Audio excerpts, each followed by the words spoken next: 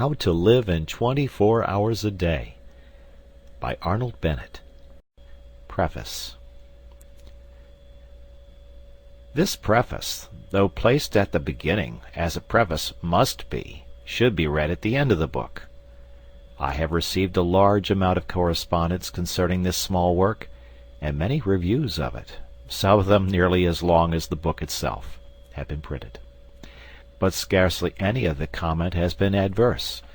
Some people have objected to a frivolity of tone, but as the tone is not, in my opinion, at all frivolous, this objection did not impress me, and had no weightier reproach been put forward, I might almost have been persuaded that the volume was flawless. A more serious stricture has, however, been offered, not in the press, but by sundry obviously sincere correspondents, and I must deal with it. A reference to page 43 will show that I anticipated and feared this disapprobation. The sentence against which protests have been made is as follows. Quote, "In the majority of instances he, the typical man, does not precisely feel a passion for his business. At best he does not dislike it. He begins his business functions with some reluctance, as late as he can, and he ends them with joy, as early as he can. And his engines, while he is engaged in his business, are seldom at their full horsepower." End quote. I am assured, in accents of unmistakable sincerity, that there are many businessmen, not merely those in high positions or with fine prospects, but modest subordinates with no hope of ever being much better off, who do enjoy their business functions, who do not shirk them, who do not arrive at their office as late as possible and depart as early as possible, who, in a word, put the whole of their force into their day's work, and are genuinely fatigued at the end thereof. I am ready to believe it. I do believe it. I know it. I always knew it. Both in London and in the provinces it has been my lot to spend long years in subordinate situations of business, and the fact did not escape me that a certain proportion of my peers showed what amounted to an honest passion for their duties, and that while engaged in those duties they were really living to the fullest extent of which they were capable. But I remained convinced that these fortunate and happy individuals, happier perhaps than they guessed, did not and do not constitute a majority, or anything like a majority. I remained convinced that the majority of decent, average, conscientious men of business, men with aspirations and ideals, do not as a rule go home of a night genuinely tired. I remain convinced that they put not as much but as little of themselves as they conscientiously can into the earning of a livelihood, and that their vocation bores rather than interests them. Nevertheless, I admit that the minority is of sufficient importance to merit attention, and that I ought not to have ignored it so completely as I did do. The whole difficulty of the hard-working minority was put in a single colloquial sentence by one of my correspondents. He wrote, "I am just as keen as anyone on doing something to exceed my program, but allow me to tell you that when I get home at 6:30 p.m. I am not anything like so fresh as you seem to imagine." Now I must point out that the case of the minority, who throw themselves with passion and gusto into their daily business task, is infinitely less deplorable than the case of the majority, who go half-heartedly and feebly through their official day. The former are less in need of advice how to live. At any rate, during their official day of, say, 8 hours, they are really alive. Their engines are giving the full indicated horsepower. The other 8 working hours of their day may be badly organized or even frittered away, but it is less disastrous to waste 8 hours a day than 16 hours a day. It is better to have lived a bit than never to have lived at all.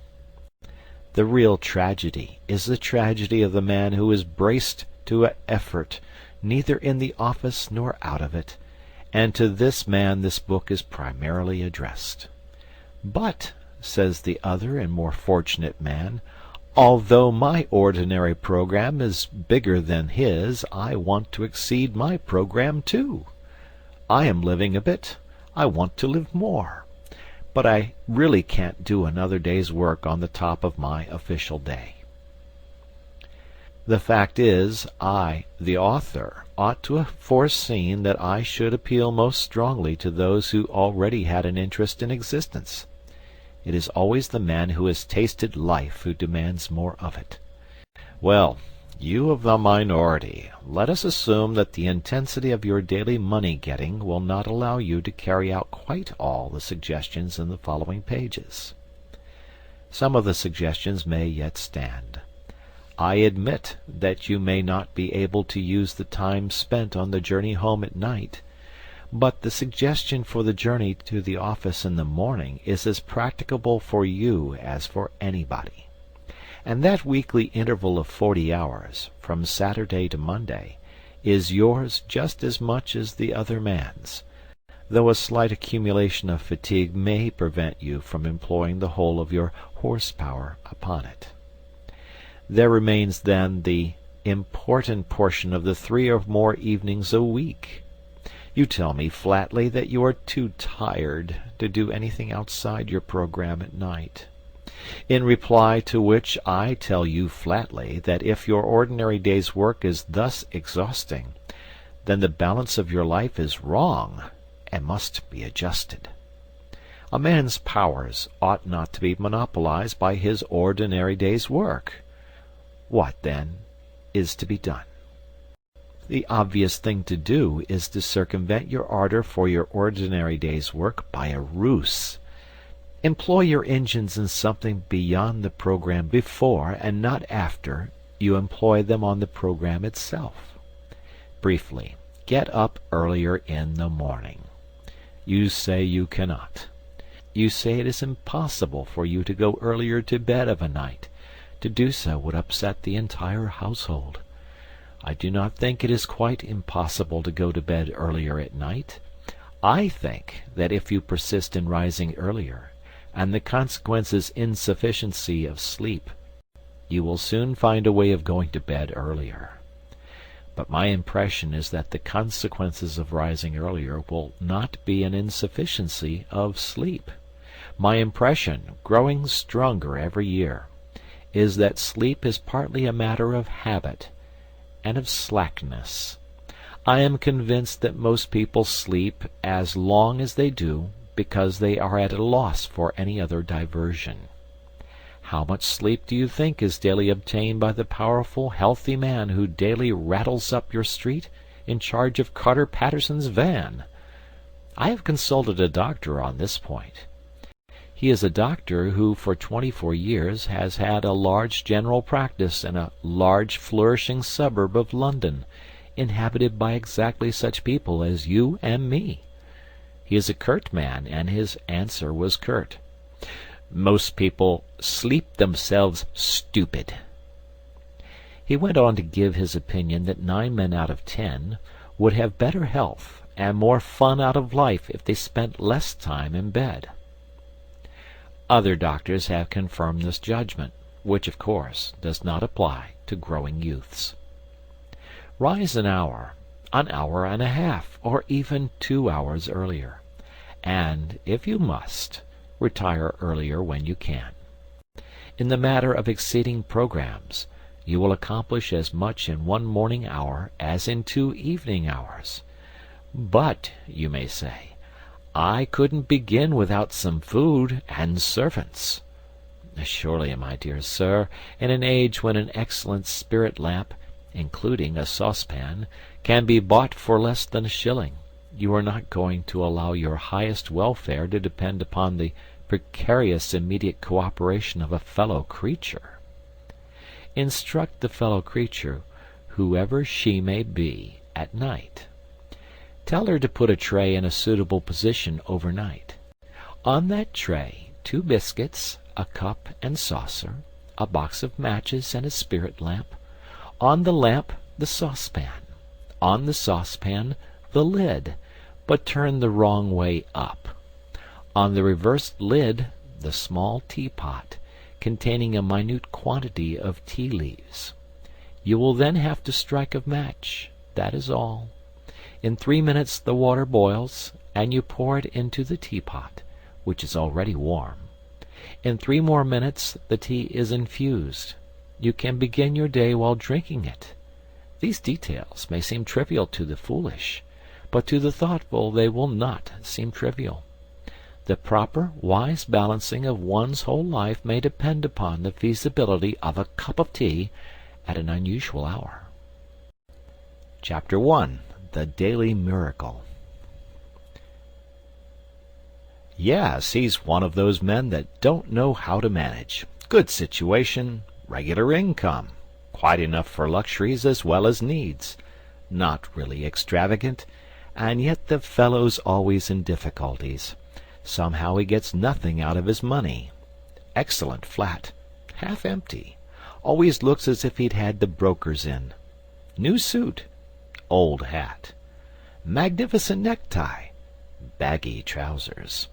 Ask you to dinner, cut glass, bad mutton, or Turkish coffee, cracked cup. He can't understand it. Explanation simply is that he fritters his income away. Wish I had the half of it. I'd show him.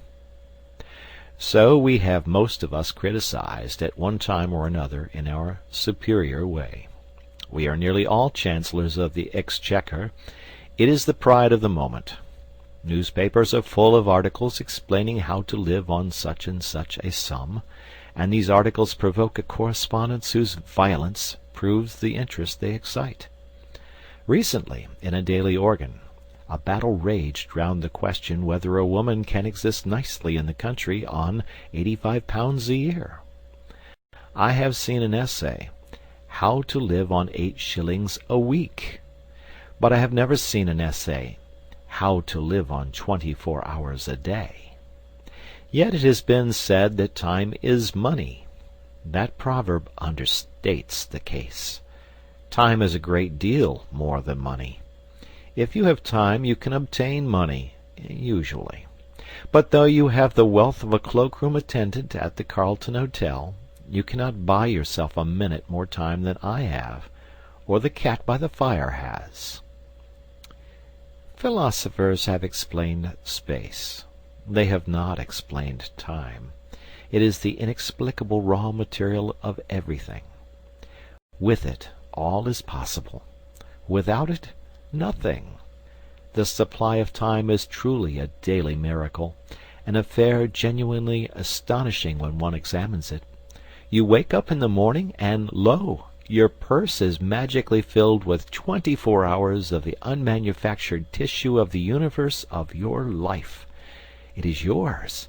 It is the most precious of possessions, a highly singular commodity showered upon you in a manner as singular as the commodity itself. For remark, no one can take it from you. It is unstealable, and no one receives either more or less than you receive. Talk about an ideal democracy. In the realm of time there is no aristocracy of wealth and no aristocracy of intellect.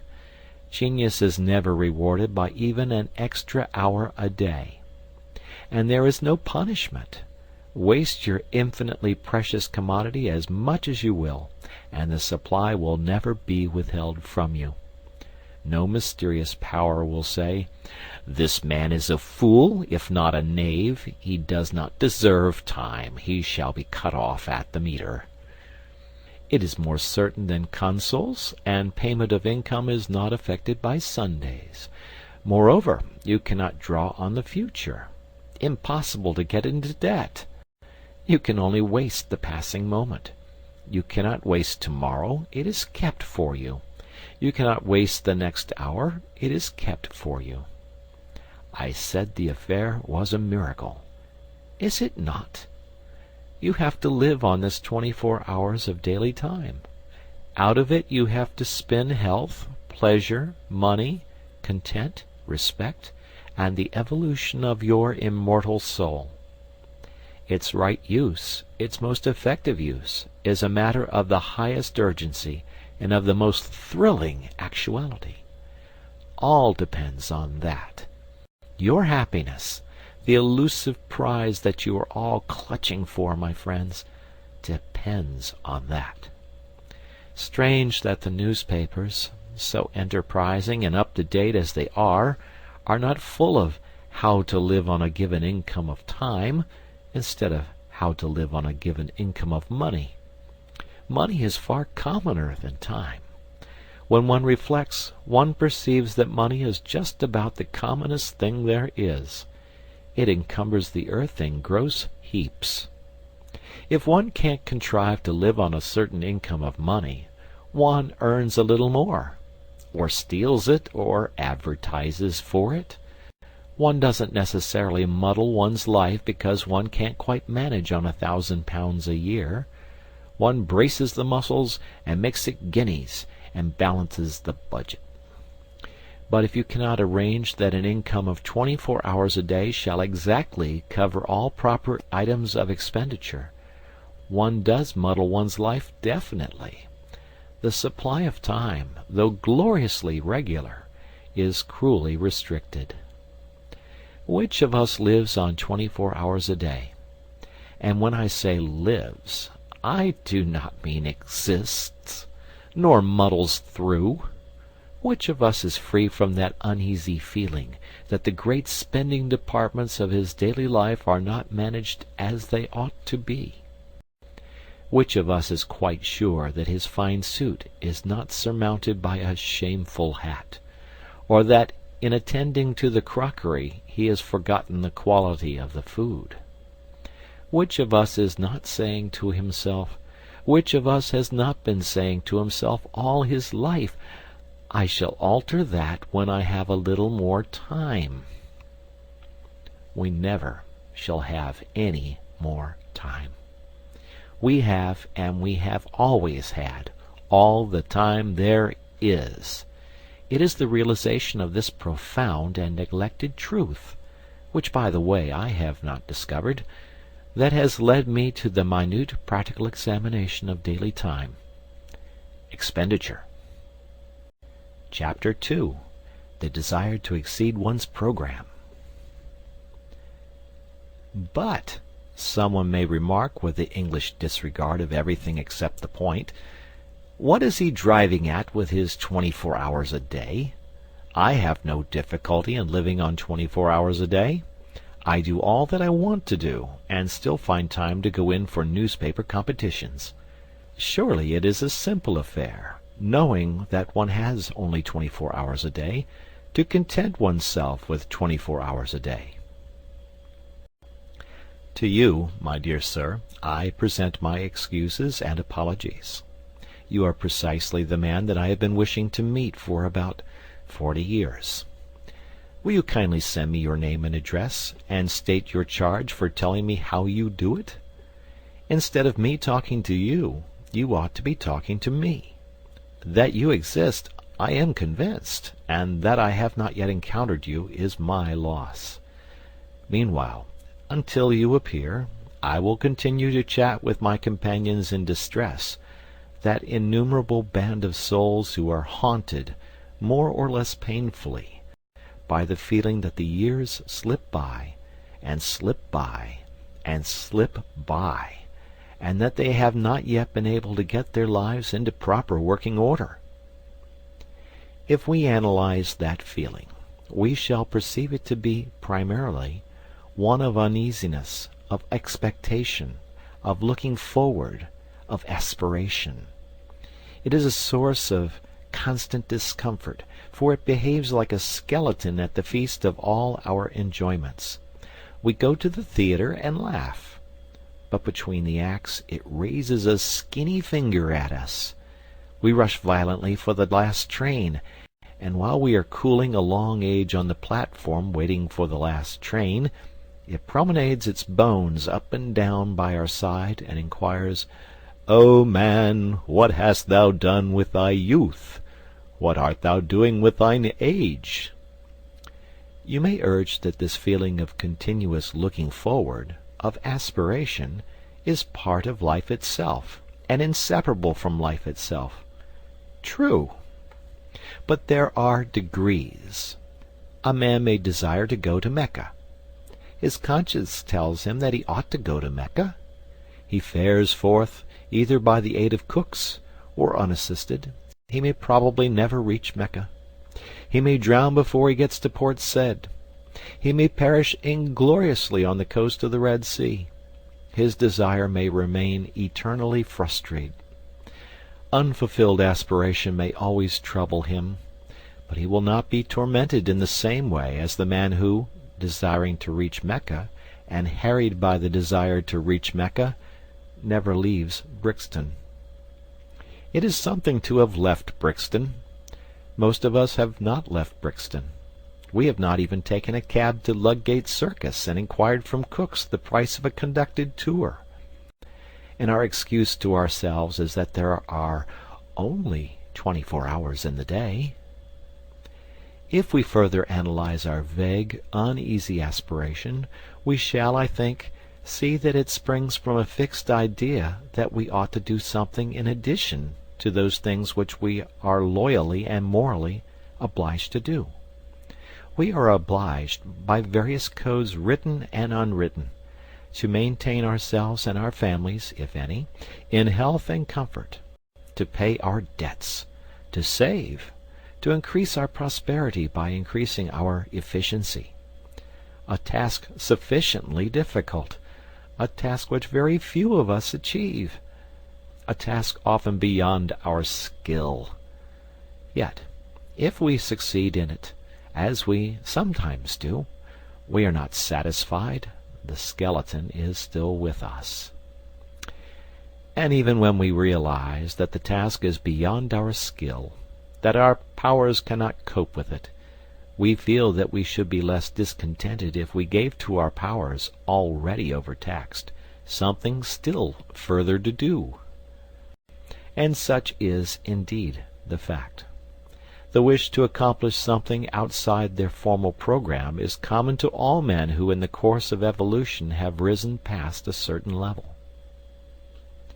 Until an effort is made to satisfy that wish, the sense of uneasy waiting for something to start which is not started will remain to disturb the peace of the soul. That wish has been called by many names. It is one form of the universal desire for knowledge, and it is so strong that men whose whole lives have been given to the systematic acquirement of knowledge have been driven by it to overstep the limits of their program, in search of still more knowledge. Even Herbert Spencer, in my opinion the greatest mind that ever lived, was often forced by it into agreeable little backwaters of inquiry. I imagine that in the majority of people who are conscious of the wish to live, that is to say, people who have intellectual curiosity, the aspiration to exceed formal programs takes a literary shape. They would like to embark on a course of reading. Decidedly, the British people are becoming more and more literary. But I would point out that literature by no means comprises the whole field of knowledge, and that the disturbing thirst to improve one's self, to increase one's knowledge, may well be slaked quite apart from literature. With the various ways of slaking it I shall deal later. Here I merely point out to those who have no natural sympathy with literature that literature is not the only well. Chapter 3. Precautions before beginning.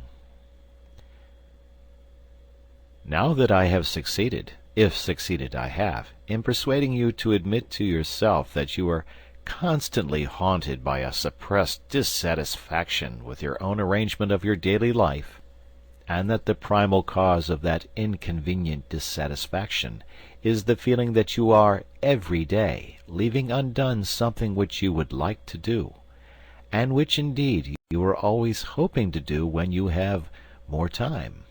And now that I have drawn your attention to the glaring, dazzling truth that you will never have more time, since you already have all the time there is, you expect me to let you into some wonderful secret, by which you may at any rate approach the ideal of a perfect arrangement of the day, and by which, therefore, that haunting, unpleasant, daily disappointment of things left undone will be got rid of. I have found no such wonderful secret, nor do I expect to find it, nor do I expect that anyone else will ever find it. It is undiscovered. When you first began to gather my drift, perhaps there was a resurrection of hope in your breast. Perhaps you said to yourself, "This man will show me an easy, unfatiguing way of doing what I have so long in vain wished to do." Alas, no. The fact is that there is no easy way, no royal road. The path to Mecca is extremely hard and stony, and the worst of it is that you never quite get there after all. The most important preliminary to the task of arranging one's life so that one may live fully and comfortably within one's daily budget of 24 hours is the calm realization of the extreme difficulty of the task, of the sacrifices and the endless effort which it demands. I cannot too strongly insist on this. If you imagine that you will be able to achieve your ideal by ingeniously planning out a timetable with a pen on a piece of paper, you had better give up hope at once. If you are not prepared for discouragements and disillusions, if you will not be content with a small result for a big effort, then do not begin. Lie down again, and resume the uneasy doze which you call your existence.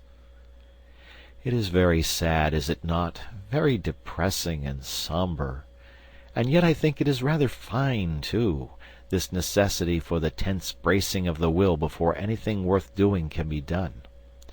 I rather like it myself. I feel it to be the chief thing that differentiates me from the cat by the fire. Well, you say, assume that I am braced for the battle. Assume that I have carefully weighed and comprehended your ponderous remarks. How do I begin? Dear sir, you simply begin. There is no magic method of beginning. If a man standing on the edge of a swimming bath and wanting to jump into the cold water should ask you, "How do I begin to jump?" you would merely reply, "Just jump. Take hold of your nerves and jump." As I have previously said, the chief beauty about the constant supply of time is that you cannot waste it in advance.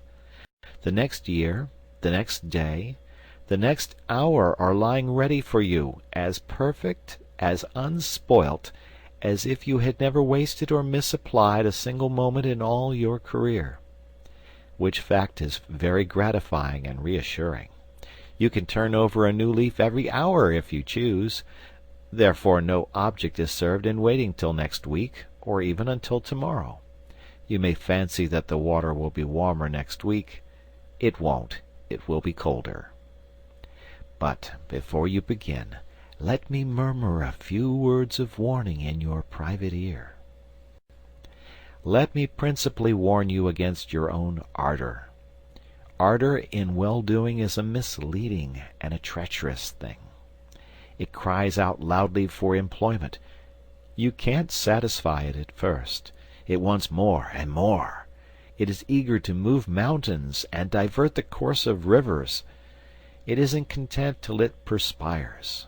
And then, too often, when it feels the perspiration on its brow, it wearies all of a sudden and dies, without even putting itself to the trouble of saying, "I've had enough of this." Beware of undertaking too much at the start. Be content with quite a little. Allow for accidents. Allow for human nature, especially your own. A failure or so in itself would not matter if it did not incur a loss of self-esteem and of self-confidence. But just as nothing succeeds like success, so nothing fails like failure. Most people who are ruined by attempting too much. Therefore, in setting out on the immense enterprise of living fully and comfortably within the narrow limits of 24 hours a day, let us avoid at any cost the risk of an early failure.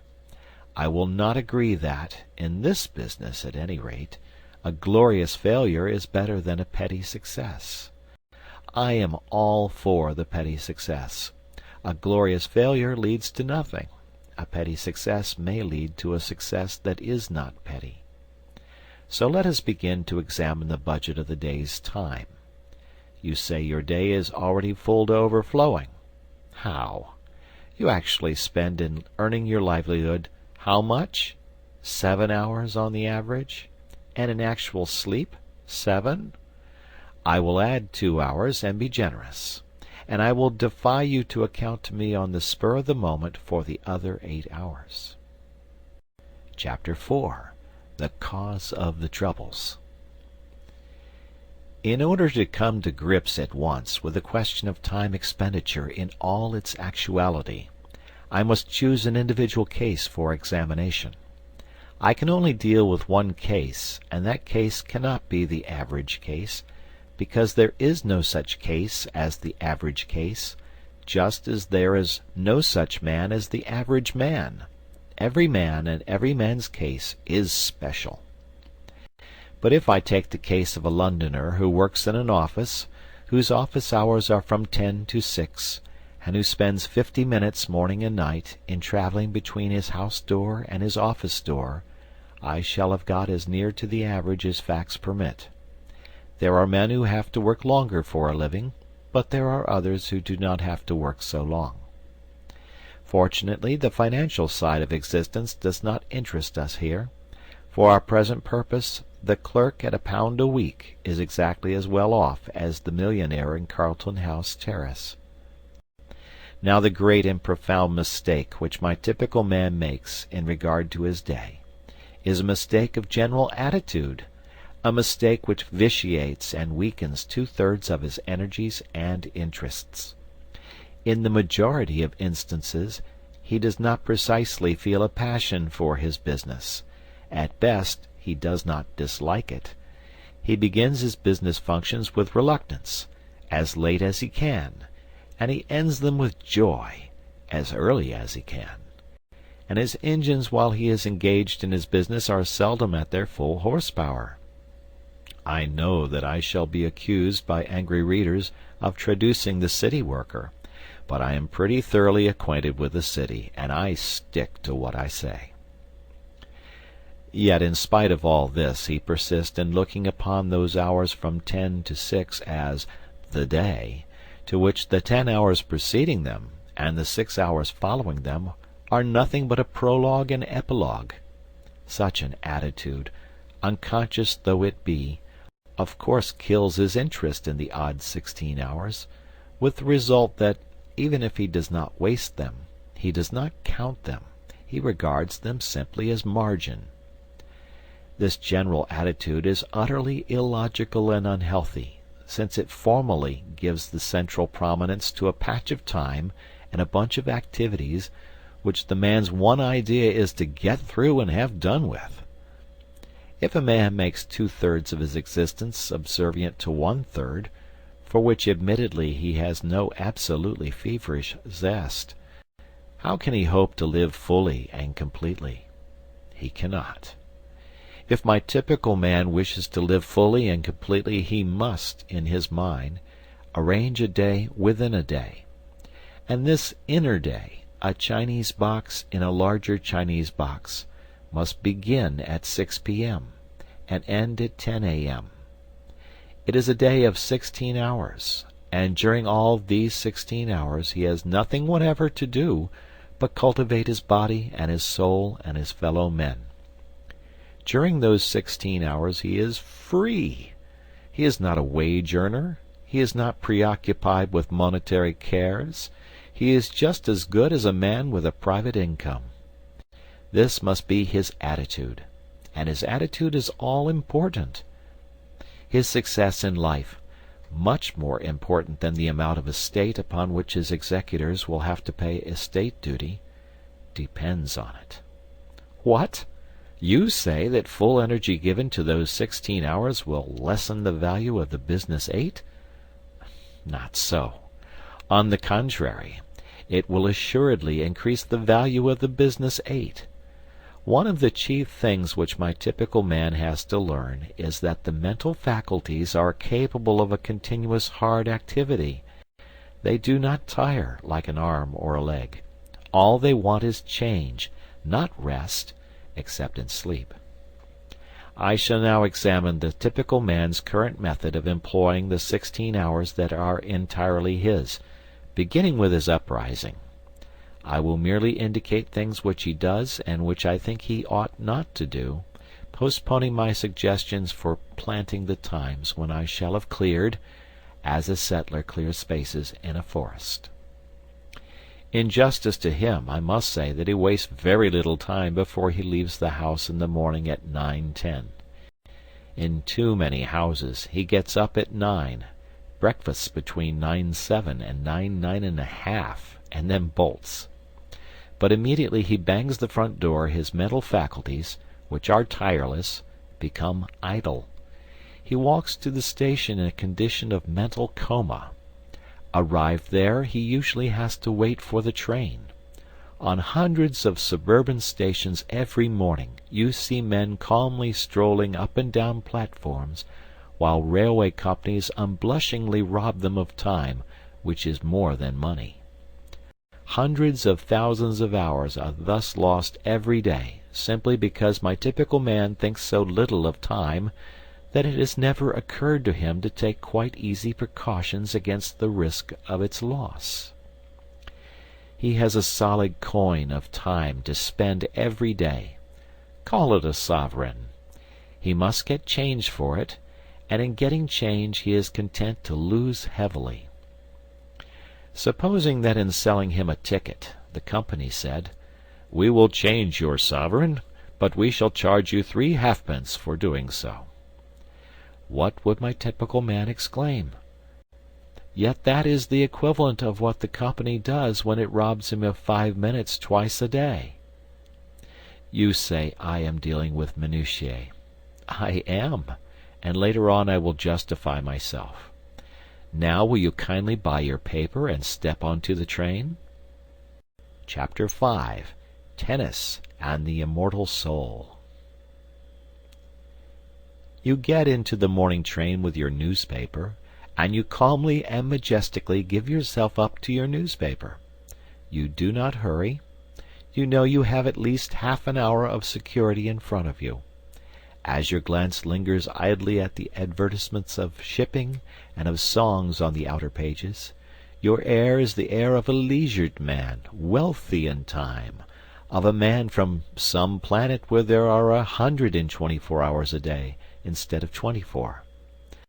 I am an impassioned reader of newspapers. I read 5 English and 2 French dailies, and the news agents alone know how many weeklies, regularly.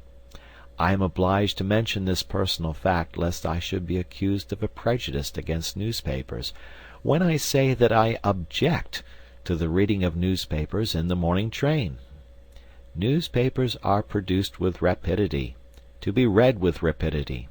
There is no place in my daily program for newspapers. I read them as I may in odd moments, but I do read them. The idea of devoting to them 30 or 40 consecutive minutes of wonderful solitude, for nowhere can one more perfectly immerse oneself in oneself than in a compartment full of silent, withdrawn, smoking males, is to me repugnant. I cannot possibly allow you to scatter priceless pearls of time with such oriental lavishness. You are not the Shah of time. Let me respectfully remind you that you have no more time than I have. No newspaper reading in trains. I have already put by about 3/4 of an hour for use. Now you reach your office, and I abandon you there till 6 o'clock. I am aware that you have nominally an hour, often in reality an hour and a half, in the midst of the day, less than half of which time is given to eating. But I will leave you all that to spend as you choose. You may read your newspapers then. I meet you again as you emerge from your office. You are pale and tired. At any rate, your wife says you are pale, and you give her to understand that you are tired. During the journey home, you have been gradually working up the tired feeling. The tired feeling hangs heavy over the mighty suburbs of London like a virtuous and melancholy cloud, particularly in winter. You don't eat immediately on your arrival home, but in about an hour or so you feel as if you could sit up and take a little nourishment, and you do. Then you smoke seriously. You see friends. You potter. You play cards. You flirt with a book. You note that old age is creeping on. You take a stroll. You caress the piano. By Jove, 11:15. You then devote quite 40 minutes to thinking about going to bed, and it is conceivable that you are acquainted with a genuinely good whisky. At last you go to bed, exhausted by the day's work. 6 hours, probably more, have gone since you left the office, gone like a dream, gone like magic, unaccountably gone. That is a fair sample case. But you say, it's all very well for you to talk. A man is tired. A man must see his friends. He can't always be on the stretch. Just so. But when you arrange to go to the theatre, especially with a pretty woman, what happens? You rush to the suburbs. You spare no toil to make yourself glorious in fine raiment. You rush back to town in another train. You keep yourself on the stretch for 4 hours, if not 5. You take her home. You take yourself home. You don't spend 3/4 of an hour in thinking about going to bed. You go. Friends and fatigue have equally been forgotten, and the evening has seemed so exquisitely long, or perhaps too short. And do you remember that time when you were persuaded to sing in the chorus of the Amateur Operatic Society, and slaved 2 hours every other night for 3 months? Can you deny that when you have something definite to look forward to at eventide, something that is to employ all your energy, the thought of that something gives a glow and a more intense vitality to the whole day? What I suggest is that at 6 o'clock you look facts in the face and admit that you are not tired, because you are not, you know, and that you arrange your evening so that it is not cut in the middle by a meal. By so doing you will have a clear expanse of at least 3 hours. I do not suggest that you should employ 3 hours every night of your life in using up your mental energy, but I do suggest that you might, for commencement, employ an hour and a half every other evening in some important and consecutive cultivation of the mind. You will still be left with 3 evenings for friends, bridge, tennis, domestic scenes, odd reading, pipes, gardening, pottering, and prize competitions. You will still have the terrific wealth of 45 hours between 2 p.m. Saturday and 10 a.m. Monday. If you persevere, you will soon want to pass 4 evenings, and perhaps 5, in some sustained endeavor to be genuinely alive. And you will fall out of that habit of muttering to yourself at 11:15 p.m., "Time to be thinking about going to bed." The man who begins to go to bed 40 minutes before he opens his bedroom door is bored. That is to say, he is not living. But remember, at the start, those 90 nocturnal minutes thrice a week must be the most important minutes in the 10,080. They must be sacred, quite as sacred as a dramatic rehearsal or a tennis match. Instead of saying, "Sorry I can't see you, old chap, but I have to run off to the tennis club," you must say, "But I have to work." This, I admit, is intensely difficult to say. Tennis is so much more urgent than the immortal soul. Chapter 6. Remember Human Nature.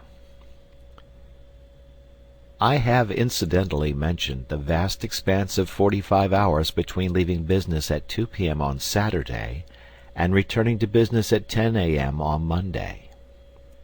and here I must touch on the point whether the week should consist of 6 days or of 7. For many years, in fact, until I was approaching 40, my own week consisted of 7 days. I was constantly being informed by older and wiser people that more work, more genuine living, could be got out of 6 days than out of 7. And it is certainly true that now, with 1 day in 7 in which I follow no program, and make no effort save what the caprice of the moment dictates, I appreciate intensely the moral value of a weekly rest. Nevertheless, had I my life to arrange over again, I would do again as I have done. Only those who have lived at the full stretch 7 days a week for a long time can appreciate the full beauty of a regular recurring idleness. Moreover, I am aging, and it is a question of age. In cases of abounding youth and exceptional energy and desire for effort, I should say unhesitatingly, keep going day in, day out. But in the average case I should say, confine your formal program, super-program I mean, to 6 days a week. If you find yourself wishing to extend it, but only in proportion to your wish, and count the extra time as a windfall, not as regular income, so that you can return to a 6-day program without the sensation of being poorer, of being a backslider.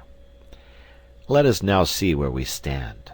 So far we have marked for saving out of the waste of days half an hour at least on 6 mornings a week, and 1 hour and a half on 3 evenings a week. Total, 7 hours and a half a week. I propose to be content with that 7 hours and a half for the present. What? You cry. You pretend to show us how to live, and you only deal with 7 hours and a half out of 168? Are you going to perform a miracle with your 7 hours and a half? Well, not to mince the matter, I am, if you will kindly let me. That is to say, I am going to ask you to attempt an experience which, while perfectly natural and explicable, has all the air of a miracle. My contention is that the full use of those 7½ hours will quicken the whole life of the week, add zest to it, and increase the interest which you feel in even the most banal occupations. You practice physical exercises for a mere 10 minutes, morning and evening, and yet you are not astonished when your physical health and strength are beneficially affected every hour of the day, and your whole physical outlook changed. Why should you be astonished that an average of over an hour a day given to the mind should permanently and completely enliven the whole activity of the mind? More time might assuredly be given to the cultivation of one's self, and in proportion as the time was longer the results would be greater. But I prefer to begin with what looks like a trifling effort. It is not really a trifling effort, as those will discover who have yet to essay it. To clear even 7 hours and a half from the jungle is passably difficult, for some sacrifice has to be made. One may have spent one's time badly, but one did spend it. One did do something with it, however ill-advised that something may have been. To do something else means a change of habits. And habits are the very dickens to change. Further, any change, even a change for the better, is always accompanied by drawbacks and discomforts. If you imagine that you will be able to devote 7 hours and a half a week to serious, continuous effort, and still live your old life, you are mistaken. I repeat that some sacrifice and an immense deal of volition will be necessary. And it is because I know the difficulty, it is because I know the almost disastrous effect of failure in such an enterprise, that I earnestly advise a very humble beginning. You must safeguard your self-respect. Self-respect is at the root of all purposefulness, and a failure in an enterprise deliberately planned deals a desperate wound at one's self-respect. Hence I iterate and reiterate, start quietly, unostentatiously. When you have conscientiously given 7 hours and a half a week to the cultivation of your vitality for 3 months, then you may begin to sing louder and tell yourself what wondrous things you are capable of doing. Before coming to the method of using the indicated hours, I have one final suggestion to make. That is, as regards the evenings, to allow much more than an hour and a half in which to do the work of an hour and a half. Remember the chance of accidents. Remember human nature. And give yourself, say, from 9 to 11:30 for your task of 90 minutes. Chapter 7. Controlling the Mind. People say, one can't help one's thoughts. But one can. The control of the thinking machine is perfectly possible. And since nothing whatever happens to us outside our own brain, since nothing hurts us or gives us pleasure except within the brain, the supreme importance of being able to control what goes on in that mysterious brain is patent. This idea is one of the oldest platitudes, but it is a platitude whose profound truth and urgency most people live and die without realizing. People complain of the lack of power to concentrate, not witting that they may acquire the power if they choose. And without the power to concentrate, that is to say, without the power to dictate to the brain its task and to ensure obedience, true life is impossible. Mind control is the first element of a full existence. Hence, it seems to me, the first business of the day should be to put the mind through its paces. You look after your body, inside and out. You run grave danger in hacking hairs off your skin. You employ a whole army of individuals, from the milkman to the pig killer, to enable you to bribe your stomach into decent behavior. Why not devote a little attention to the far more delicate machinery of the mind, especially as you will require no extraneous aid? It is for this portion of the art and craft of living that I have reserved the time from the moment of quitting your door to the moment of arriving at your office. What? I am to cultivate my mind in the street, on the platform, in the train, and in the crowded street again? Precisely. Nothing simpler. No tools required. Not even a book. Nevertheless, the affair is not easy. When you leave your house, concentrate your mind on a subject, no matter what, to begin with. You will not have gone 10 yards before your mind has skipped away under your very eyes and is lurking round the corner with another subject. Bring it back by the scruff of the neck. Ere you have reached the station, you will have brought it back about 40 times. Do not despair. Continue. Keep it up.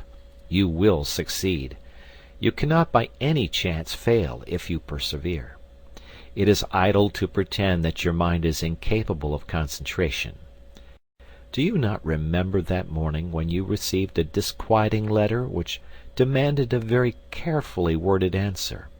How you kept your mind steadily on the subject of the answer, without a second's intermission, until you reached your office, whereupon you instantly sat down and wrote the answer.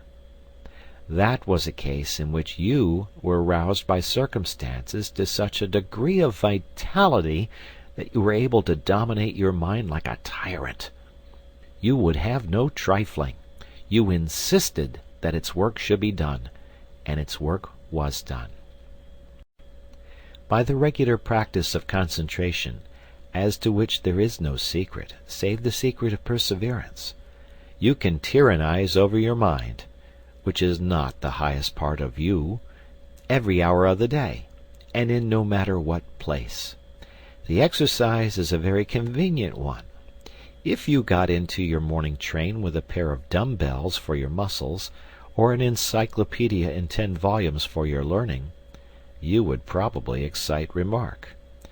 But as you walk in the street, or sit in the corner of the compartment behind a pipe, or strap hang on the subterranean, who is to know that you are engaged in the most important of daily acts?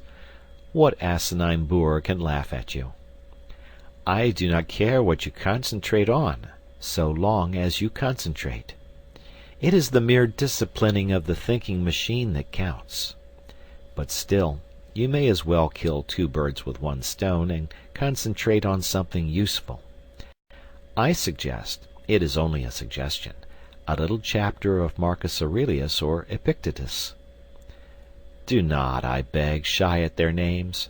For myself, I know nothing more actual, more bursting with plain common sense, applicable to the daily life of plain persons like you and me, who hate airs, pose, and nonsense, than Marcus Aurelius or Epictetus. Read a chapter, and so short they are, the chapters, in the evening, and concentrated on it the next morning. You will see. Yes, my friend, it is useless for you to try to disguise the fact. I can hear your brain like a telephone at my ear. You are saying to yourself, "This fellow was doing pretty well up to his 7th chapter. He had begun to interest me faintly. But what he says about thinking in trains, and concentration, and so on, is not for me. It may be well enough for some folks, but it isn't in my line." It is for you, I passionately repeat. It is for you. Indeed, you are the very man I am aiming at. Throw away the suggestion, and you throw away the most precious suggestion that was ever offered to you. It is not my suggestion. It is the suggestion of the most sensible, practical, hard-headed men who have walked the earth. I only give it to you at second hand. Try it. Get your mind in hand, and see how the process cures half the evils of life, especially worry, that miserable, avoidable, shameful disease, worry. Chapter 8. The Reflective Mood. The exercise of concentrating the mind, to which at least half an hour a day should be given, is a mere preliminary, like scales on the piano. Having acquired power over that most unruly member of one's complex organism, one has naturally to put it to the yoke. Useless to possess an obedient mind unless one profits to the furthest possible degree by its obedience. A prolonged primary course of study is indicated. Now, as to what this course of study should be, cannot be any question. There never has been any question. All the sensible people of all ages are agreed upon it. And it is not literature, nor is it any other art, nor is it history, nor is it any science. It is the study of one's self. Man, know thyself. These words are so hackneyed that verily I blush to write them. Yet they must be written, for they need to be written. I take back my blush, being ashamed of it. Man, know thyself. I say it out loud. The phrase is one of those phrases with which everyone is familiar, of which everyone acknowledges the value, and which only the most sagacious put into practice. I don't know why. I am entirely convinced that what is more than anything else lacking in the life of the average well-intentioned man of today is the reflective mood. We do not reflect. I mean that we do not reflect upon genuinely important things, upon the problem of our happiness, upon the main direction in which we are going, upon what life is giving to us, upon the share which reason has, or has not, in determining our actions, and upon the relation between our principles and our conduct. And yet you are in search of happiness, are you not? Have you discovered it? The chances are that you have not. The chances are that you have already come to believe that happiness is unattainable. But men have attained it, and they have attained it by realizing that happiness does not spring from the procuring of physical or mental pleasure, but from the development of reason and the adjustment of conduct to principles. I suppose that you will not have the audacity to deny this. And if you admit it, and still devote no part of your day to the deliberate consideration of your reason, principles, and conduct, you admit also that while striving for a certain thing you are regularly leaving undone the one act which is necessary to the attainment of that thing. Now, shall I blush, or will you? Do not fear that I mean to thrust certain principles upon your attention. I care not, in this place, what your principles are. Your principles may induce you to believe in the righteousness of burglary. I don't mind. All I urge is that a life in which conduct does not fairly well accord with principles is a silly life, and that conduct can only be made to accord with principles by means of daily examination, reflection, and resolution. What leads to the permanent sorrowfulness of burglars is that their principles are contrary to burglary. If they genuinely believed in the moral excellence of burglary, penal servitude would simply mean so many happy years for them. All martyrs are happy because their conduct and their principles agree. As for reason, which makes conduct and is not unconnected with the making of principles, it plays a far smaller part in our lives than we fancy. We are supposed to be reasonable, but we are much more instinctive than reasonable, and the less we reflect, the less reasonable we shall be. The next time you get cross with the waiter because your steak is overcooked, ask reason to step into the cabinet room of your mind and consult her. She will probably tell you that the waiter did not cook the steak, and had no control over the cooking of the steak, and that even if he alone was to blame, you accomplished nothing good by getting cross. You merely lost your dignity, looked a fool in the eyes of sensible men, and soured the waiter, while producing no effect whatever on the steak. The result of this consultation with reason, for which she makes no charge, will be that when once more your steak is overcooked, you will treat the waiter as a fellow creature, remain quite calm in a kindly spirit, and politely insist on having a fresh steak. The gain will be obvious and solid. In the formation or modification of principles, and the practice of conduct, much help can be derived from printed books, issued at 6d. each and upwards. I mentioned in my last chapter Marcus Aurelius and Epictetus. Certain even more widely known works will occur at once to the memory. I may also mention Pascal, La Bruyère, and Emerson. For myself, you do not catch me traveling without my Marcus Aurelius. Yes, books are valuable, but not reading of books will take the place of a daily, candid, honest examination of what one has recently done, and what one is about to do, of a steady looking at one's self in the face, disconcerting though the sight may be. When shall this important business be accomplished? The solitude of the evening journey home appears to me to be suitable for it. A reflective mood naturally follows the exertion of having earned the day's living. Of course, if, instead of attending to an elementary and profoundly important duty, you prefer to read the paper, which you might just as well read while waiting for your dinner, I have nothing to say. But attend to it at some time of the day you must. I now come to the evening hours. Chapter 9. Interest in the Arts. Many people pursue a regular and uninterrupted course of idleness in the evenings, because they think that there is no alternative to idleness but the study of literature, and they do not happen to have a taste for literature. This is a great mistake. Of course it is impossible, or at any rate very difficult, properly to study anything whatever without the aid of printed books. But if you desire to understand the deeper depths of bridge or of boat sailing, you would not be deterred by your lack of interest in literature from reading the best books on bridge or boat sailing. We must therefore distinguish between literature and books treating of subjects not literary.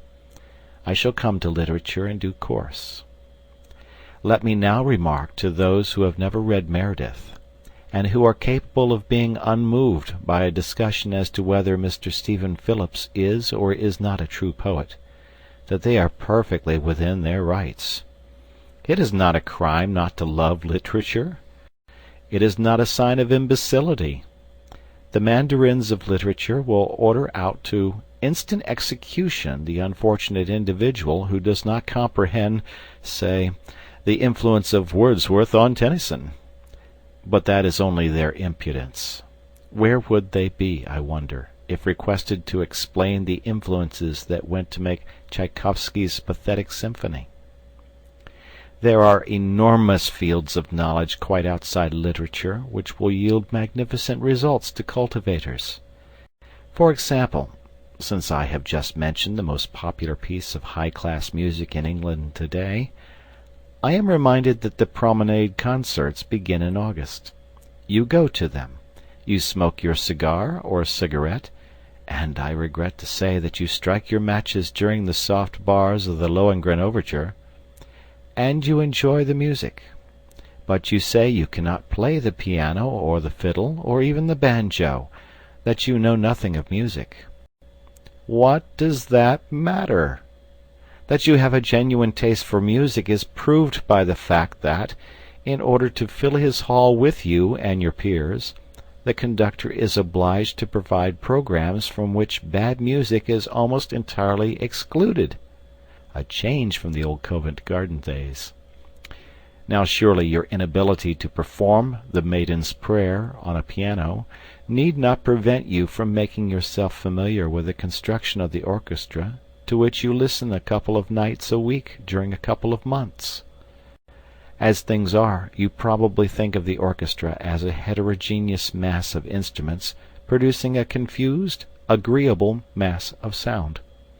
You do not listen for details, because you have never trained your ears to listen to details. If you were asked to name the instruments which play the great theme at the beginning of the C minor symphony, you could not name them for your life's sake. Yet you admire the C minor symphony. It has thrilled you. It will thrill you again. You have even talked about it, in an expansive mood, to that lady. You know whom I mean. And all you can positively state about the C minor symphony is that Beethoven composed it and that it is a jolly fine thing.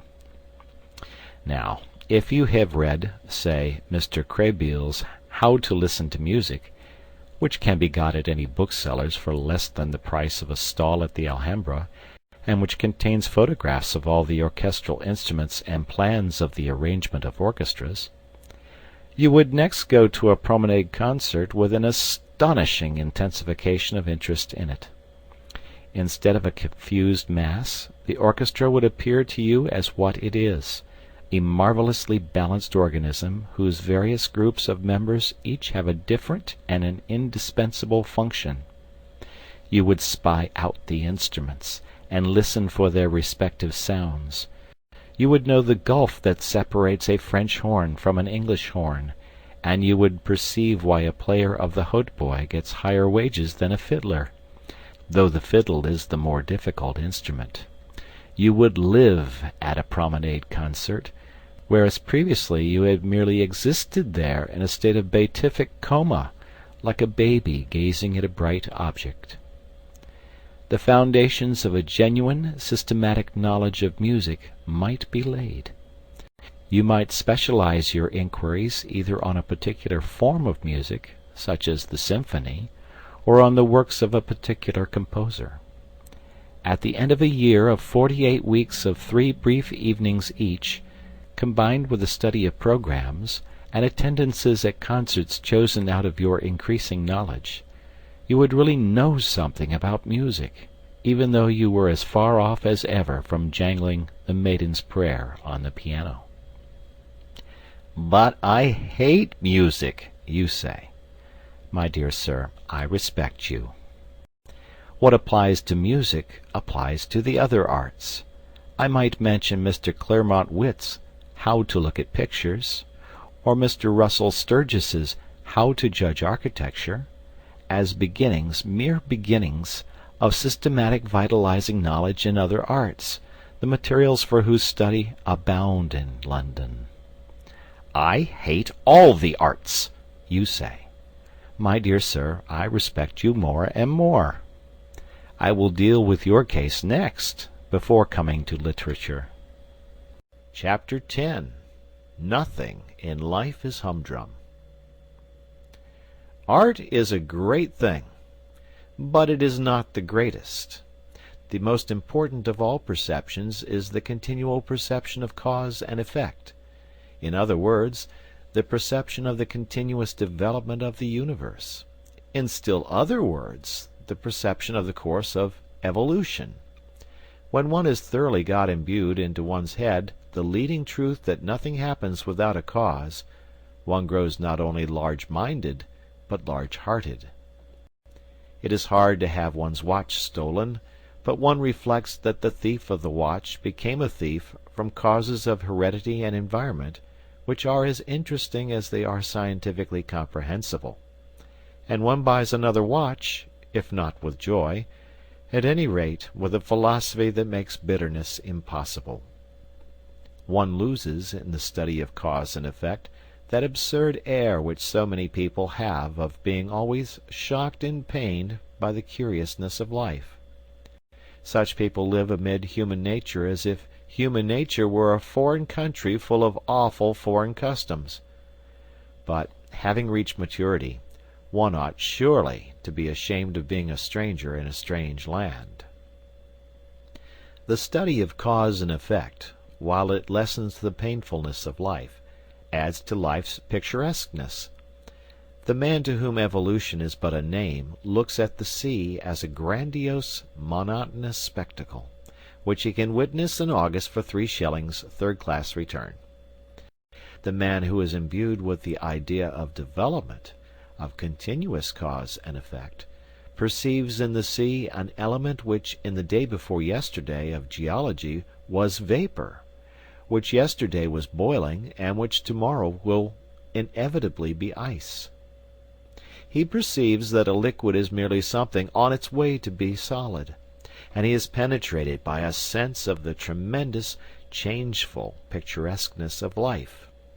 Nothing will afford a more durable satisfaction than the constantly cultivated appreciation of this. This is the end of all science. Cause and effect are to be found everywhere. Rents went up in Shepherd's Bush.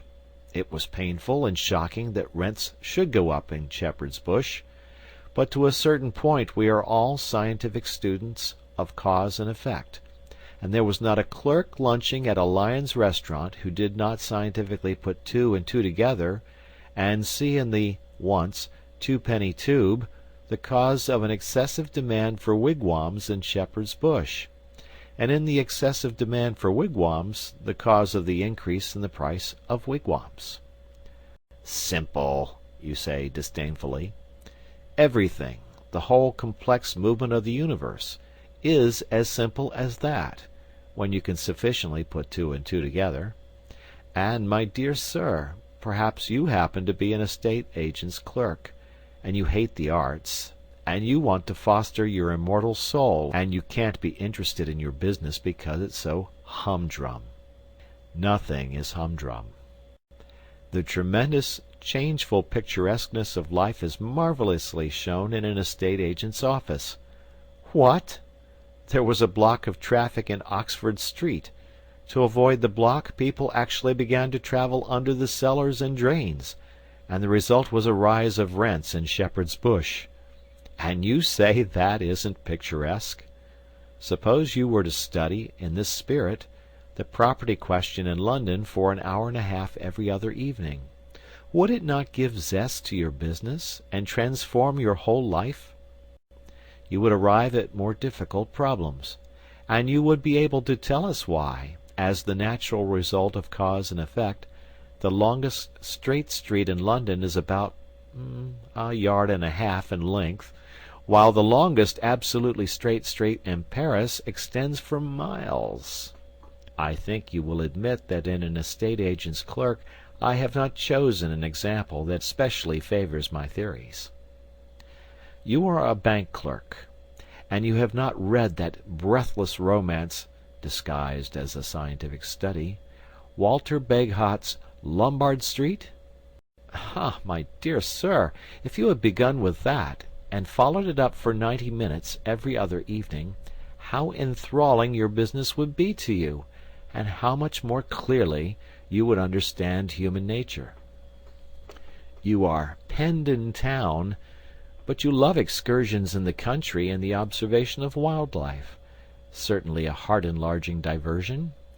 Why don't you walk out of your house door, in your slippers, to the nearest gas lamp of a night with a butterfly net, and observe the wild life of common and rare moths that is beating about it, and coordinate the knowledge thus obtained, and build a superstructure on it, and at last get to know something about something?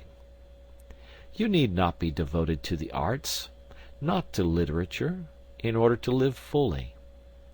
The whole field of daily habit and scene is waiting to satisfy that curiosity which means life, and the satisfaction of which means an understanding heart. I promised to deal with your case, O man who hates art and literature, and I have dealt with it. I now come to the case of the person, happily very common, who does like reading.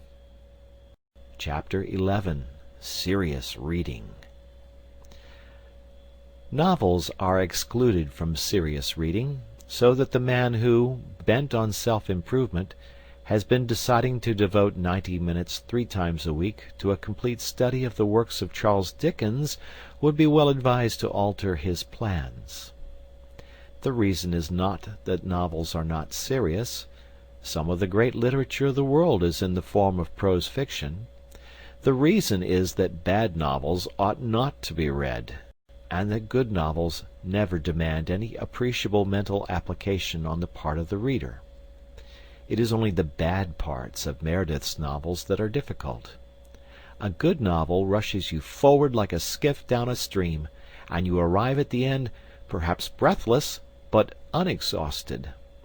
The best novels involve the least strain. Now, in the cultivation of the mind, one of the most important factors is precisely the feeling of strain, of difficulty, of a task which one part of you is anxious to achieve, and another part of you is anxious to shirk. And that feeling cannot be got in facing a novel. You do not set your teeth in order to read Anna Karenina. Therefore, though you should read novels, you should not read them in those 90 minutes. Imaginative poetry produces a far greater mental strain than novels. It produces probably the severest strain of any form of literature. It is the highest form of literature. It yields the highest form of pleasure, and teaches the highest form of wisdom. In a word, there is nothing to compare with it. I say this with sad consciousness of the fact that the majority of people do not read poetry. I am persuaded that many excellent persons, if they were confronted with the alternatives of reading Paradise Lost, and going round Trafalgar Square at noonday on their knees in sackcloth, would choose the ordeal of public ridicule. Still, I will never cease advising my friends and enemies to read poetry before anything. If poetry is what is called a sealed book to you, begin by reading Hazlitt's famous essay on the nature of poetry in general. It is the best thing of its kind in English, and no one who has read it can possibly be under the misapprehension that poetry is a medieval torture, or a mad elephant, or a gun that will go off by itself and kill at 40 paces. Indeed, it is difficult to imagine the mental state of the man who, after reading Hazlitt's essay, is not urgently desirous of reading some poetry before his next meal. If the essay so inspires you, I would suggest that you make a commencement with purely narrative poetry. There is an infinitely finer English novel, written by a woman, than anything by George Eliot or the Brontes, or even Jane Austen, which perhaps you have not read. Its title is Aurora Leigh, and its author E.B. Browning. It happens to be written in verse, and to contain a considerable amount of genuinely fine poetry. Decide to read that book through, even if you die for it. Forget that it is fine poetry. Read it simply for the story and the social ideas. And when you have done, ask yourself honestly whether you still dislike poetry. I have known more than one person to whom Aurora Leigh has been the means of proving that, in assuming they hated poetry, they were entirely mistaken. Of course, if, after Hazlitt, and such an experiment made in the light of Hazlitt, you are finally assured that there is something in you which is antagonistic to poetry, you must be content with history or philosophy. I shall regret it, yet not inconsolably. The Decline and Fall is not to be named in the same day with Paradise Lost, but it is a vastly pretty thing, and Herbert Spencer's First Principles simply laughs at the claims of poetry and refuses to be accepted as aught but the most majestic product of any human mind. I do not suggest that either of these works is suitable for a tyro in mental strains, but I see no reason why any man of average intelligence should not, after a year of continuous reading, be fit to assault the supreme masterpieces of history or philosophy. The great convenience of masterpieces is that they are so astonishingly lucid. I suggest no particular work as a start. The attempt would be futile in the space of my command. But I have two general suggestions of a certain importance. The first is to define the direction and scope of your efforts. Choose a limited period, or a limited subject, or a single author. Say to yourself, I will know something about the French Revolution, or the rise of railways, or the works of John Keats. And during a given period, to be settled beforehand, confine yourself to your choice. There is much pleasure to be derived from being a specialist. The second suggestion is to think as well as to read. I know people who read, and for all the good it does them they might just as well cut bread and butter. They take to reading as better men take to drink. They fly through the shires of literature on a motor car, their sole object being motion. They will tell you how many books they have read in a year. Unless you give at least 45 minutes to careful, fatiguing reflection, it is an awful bore at first, upon what you are reading, your 90 minutes of a night are chiefly wasted. This means that your pace will be slow. Never mind. Forget the goal, think only of the surrounding country, and after a period, perhaps when you least expect it, you will suddenly find yourself in a lovely town on a hill. Chapter 12. Dangers to Avoid. I cannot terminate these hints, often, I fear, too didactic and abrupt, upon the full use of one's time to the great end of living, as distinguished from vegetating, without briefly referring to certain dangers which lie in wait for the sincere aspirant towards life. The first is the terrible danger of becoming that most odious and least supportable of persons, a prig. Now a prig is a pert fellow who gives himself airs of superior wisdom. A prig is a pompous fool who has gone out for a ceremonial walk, and without knowing it has lost an important part of his attire, namely, his sense of humor. A prig is a tedious individual who, having made a discovery, is so impressed by his discovery that he is capable of being gravely displeased because the entire world is not also impressed by it. Unconsciously to become a prig is an easy and a fatal thing. Hence, when one sets forth on the enterprise of using all one's time, it is just as well to remember that one's own time, and not other people's time, is the material with which one has to deal. that the earth rolled on pretty comfortably before one began to balance a budget of the hours, and that it will continue to roll on pretty comfortably whether or not one succeeds in one's new role of Chancellor of the Exchequer of Time. It is as well not to chatter too much about what one is doing, and not to betray a too pained sadness at the spectacle of a whole world deliberately wasting so many hours out of every day, and therefore never really living. It will be found ultimately that in taking care of one's self one has quite all one can do.